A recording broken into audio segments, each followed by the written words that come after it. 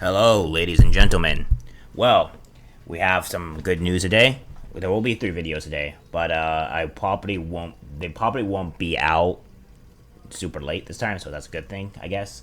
But we'll kind of see how everything goes. So today we're gonna have to be dealing with Elon Musk and kind of what's going on during the Twitter trial and kind of get all the information out. There's not too terribly much information that we can really draw from this, to be honest with you. But there is a few stuff that is kind of important here that we can go back and see. This will be a relatively short video, I would say, because there's just a little bit of stuff, but not too crazy to where it's like, we gotta go crazy stuff on it. So without further ado, let's get directly into the article here. Elon Musk wants to delay Twitter's push for a September trial.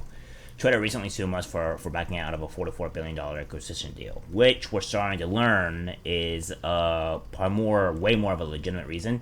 All these things are probably going to end up having on the discovery, and we'll probably understand why and what's going on, what Elon Musk is trying to do. Elon Musk has responded to Twitter's lawsuit. Musk's lawyers want to propose a 4-day trial schedule for September. Twitter previously sued the Tesla CEO for deciding to terminate his $44 billion acquisition bid. Twitter's legal tussle with Elon Musk is building up after suing the latter for backing out of his $44 billion bid to buy the company. On Friday, Musk's lawyers responded to Twitter's lawsuit seeking to delay his hearing schedule for September. Musk's lawyers have retorted to Twitter's demand for a 4-day trial in September, pushing to defer it until at least February 23, 2023. According to Bloomberg. In a filing, Musk's legal team described the September as an attempt to shroud the truth about spam accounts long enough to railroad defendants into closing. Earlier this week, Twitter sued Musk after he decided to terminate the $44 billion deal to buy the social media platform. The company also asked a Delaware court to order Musk to complete the merger agreement. Musk previously notified the company that he was canceling the deal due to its failure to disclose data on the number of spam or bot accounts on the platform. Specifically, the Tesla CEO has been asking Twitter to verify its claim that spam accounts only make up less than 5% of the platform's total daily active users. In May, a month after Musk's takeover bid was accepted by Twitter's board, the deal was put on hold after Musk raised doubts over the platform's declared bot account numbers. At the time, however, he reiterated that he was still committed to the acquisition.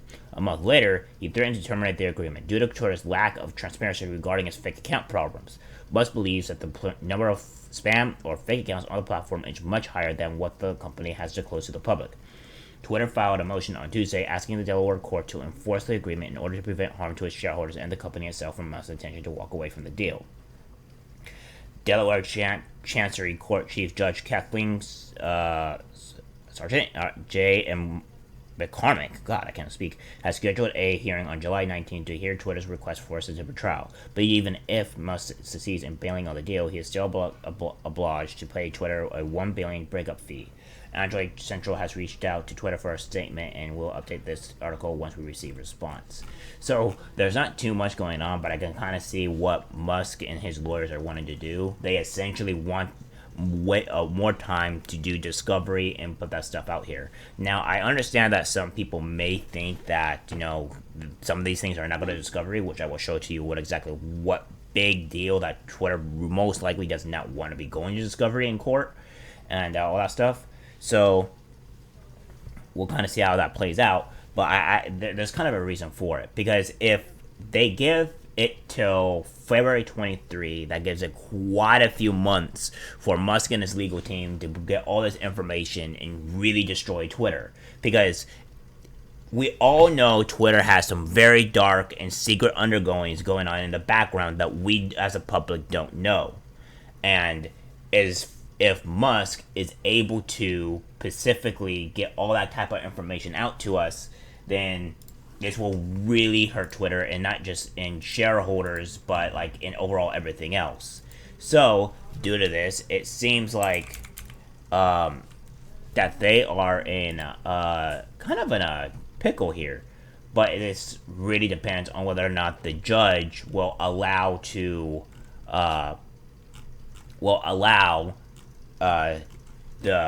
trial to go to pretty much February. If it goes to February, he has a way higher chance of succeeding, and he has way more of a chance to really call out on Twitter's BS and all the dark secrets that's been holding on. Because obviously, they have to do all this other stuff for Twitter, all this other stuff on Twitter in order to keep this stuff secret. Now, one of the bigger things that we have here is that if we go to this, we have Twitter is Toast by David Sachs. Now, what it shows here is what we'll click onto this, is that it shows here on April 28th, just 3 days after signing the agreement, Twitter reinstated 3 years of its MDAU members despite never disclosing the issue to defendants pre-signing. So, we have that. Well, I'll get rid of this because my actual webcam is actually blocking this, so I don't want you to kind of not see this. I'll post the actual thing up here. Post-signing, defendants promptly sought to understand Twitter's process for identifying false or spam accounts. In a May 6th meeting with Twitter executives, Musk was flabbergasted to learn just how meager Twitter's process was. Human reviewers randomly sample 100 accounts per day, less than 0.0005% of daily users, and applied unidentified standards to somehow conclude every quarter for nearly 3 years that fewer than 5% of Twitter users were false or spam. That's it. No automation, no AI, no machine learning, which we already know about the Twitter trying to do the Elon Musk and Chuck Norris with the poop emoji type deal with the shareholders. So we all know that type of stuff is going on. So if this seems to be the case, and they're doing that type of level of just like meager process, it makes a lot of sense onto why Elon Musk backed out, because obviously they did a terrible process of doing his bot accounts. So we don't even know how many bot accounts there is on Twitter. I would like to say that there's very little people going on to Twitter. There's been a surge since Elon Musk probably was going to go buy it, but now there's probably been a drastic fall since Elon Musk has backed out from the whole Twitter deal.